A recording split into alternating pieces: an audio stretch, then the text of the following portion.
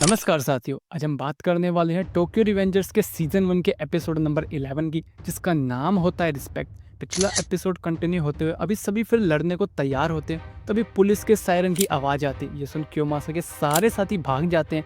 अभी ताकेमिची के दोस्त देखते हैं कि उन्हें ताकेमिची और ड्रैकन को हॉस्पिटल ले जाना होगा। तभी एमा और हिनाबिवा मेडिकल टीम के साथ आती है। सभी ड्रैकन को एम्बुलेंस में ले जाते हैं।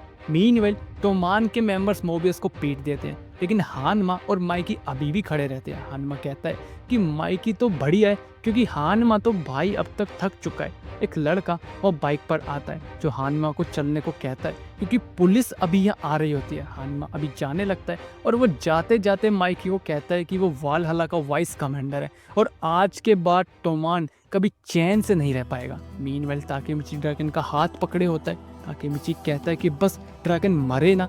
ड्रैगन अभी बोलने की कोशिश करता है और ताकेमिची से कहता है कि थैंक्स जो भी ताकेमिची ने किया, बस अब वो माइकी का ध्यान रखे। तभी ड्रैगन को कार्डिक अरेस्ट आता है। मेडिकल टीम ड्रैगन को सीपीआर देने लगती है। अभी ताकेमिची ड्रैगन के साथ हॉस्पिटल में पहुंचता है। बाकी सब भी वहाँ आते हैं। मित्सुआ और पे भी अभी यहाँ आते हैं और अभी माइकी भी यहाँ पहुंचता है। माइकी को देख पे, मित्सुआ और ताकेमिची उसको ड्रैगन के बारे में बताने लगते हैं, लेकिन माइकी उन्हें शांत कर देता है क्योंकि ये हॉस्पिटल है और पूछता है कि वेटिंग रूम का है। माइकी अभी कहता है कि ड्रैगन अपनी बात का पक्का इंसान है, उसे कुछ नहीं होगा। उसने वादा किया है कि वो और ड्रैगन साथ में दुनिया पर राज करेंगे और वो सबको कहता है कि उन्हें चिंता करने की जरूरत नहीं है, सब ठीक होगा। माइकी को देख ताकेमिची खुद से कहता है कि हाँ, यहाँ उन्हें चिंता करने की जरूरत नहीं है और वाकई माइकी काफी स्ट्रॉन्ग है। अभी ऑपरेशन खत्म होता है। डॉक्टर बाहर आता है और बताता है कि ऑपरेशन वाज सक्सेसफुल और ड्रैगन जिंदा है। ये सुन सभी काफी खुश होते हैं। सभी बाहर जाने लगते हैं, लेकिन पे वहीं रहता है। पे कहता है कि वो बाकियों को अब फेस नहीं कर सकता, जिस पर मित्सुआ उसे कहता है कि वो समझ सकते हैं कि उसने ये सब पा के लिए किया, लेकिन एक चीज वो पे को बता दे, जब से पा अरेस्ट हुआ है ड्रैगन हर एक दिन उससे मिलने गया है, बावजूद इसके कि उससे सिर्फ उसकी फैमिली वाले और रिलेटिव्स ही मिल सकते थे। फिर भी वो हर एक दिन वहाँ जाता था, बाहर इंतजार करता रहता था। पे ये सुन रोने लगता है। मित्सुआ कहता है कि वेलकम बैक पे। अभी एमा और हिना आपस में बात करती है कि बारिश रुक चुकी है, आधी रात भी हो चुकी है। उन्हें पता भी नहीं लगा कि 4 अगस्त कब हो गई। इसमें ताकेमिची कहता है कि अगस्त 4 मतलब मिशन कंप्लीट। ताकेमिची अभी राहत की सांस लेता है, लेकिन माइकी कहाँ है? वो माइकी को ढूंढता है और वो देखता है कि माइकी एक जगह बैठकर रो रहा होता है और खुद से कहता है कि ड्रैगन ऐसा दोबारा ना करे। कितना डरा दिया था ड्रैगन ने उसे। ताकेमिची ये सब सुनता है और माइकी को इस पल अकेला छोड़ देने का फैसला करता है। अभी अगस्त 10 लड़ाई के एक हफ्ते बाद ताकेमिची अब काफी पॉपुलर हो चुका होता है और वो अब शो ऑफ करने लगता है। ये देख हाकुन कहता है कि क्यों ही बचाया उन्होंने इसे। ताकेमिची अभी हॉस्पिटल पहुंचता है और ड्रैगन से पूछता है कि कैसा है वो। ड्रैगन कहता है कि ये क्या हाल बना रखा है उसने।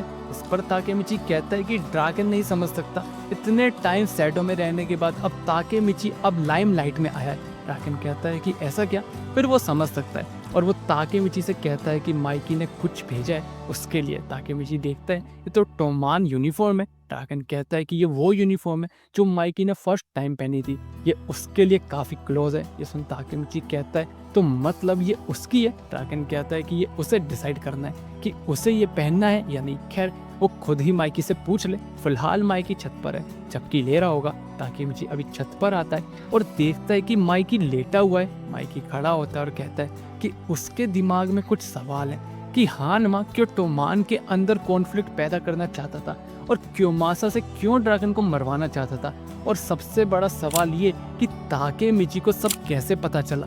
ये सब होने वाला है। ताकेमिची ये सुन अभी माइकी को सब बताने की कोशिश करता है। तभी माइकी कहता है कि जो भी हो, ताकेमिची ने ड्रैगन को ही नहीं बल्कि टोमान को भी बचाया है, इसके लिए शुक्रिया। ताकेमिची अभी रास्ते में होता है और वो खुद से कहता है कि अब सब बच चुके हैं, फिर भी वो यहाँ पूरी लाइफ रहना चाहता है, लेकिन नहीं, अब उसे जाना होगा।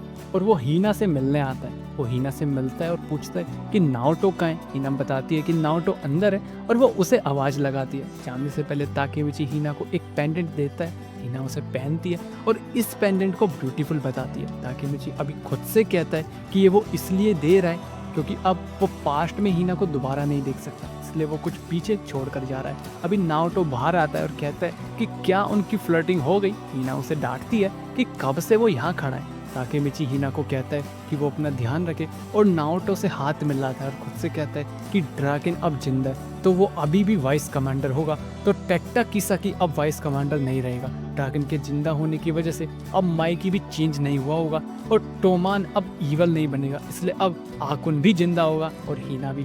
ताकेमिची अभी प्रेजेंट में आता है और वो अपनी जॉब पर होता है। ताकेमिची खुद से कहता है लेकिन उसकी तो जॉब चली गई थी, कहीं वो कोई सपना तो नहीं देख रहा। तभी उसे एक मैसेज आता है एक सलून से। ताकेमिची अपने हाथ में चाकू का लगा हुआ घाव देखता है और समझता है कि मतलब वो कोई सपना नहीं था। ताकेमिची अभी सलून में पहुंचता है और देखता है कि ये आकुन है। आकुन कहता है कि ताकेमिची रो क्यों रहा है, वैसे अगले महीने से वो बाल काटना शुरू कर देगा, तो इसलिए ताकेमिची उसका पहला कस्टमर है। वैसे ताकेमिची को याद है ना कि उन्होंने वादा किया था।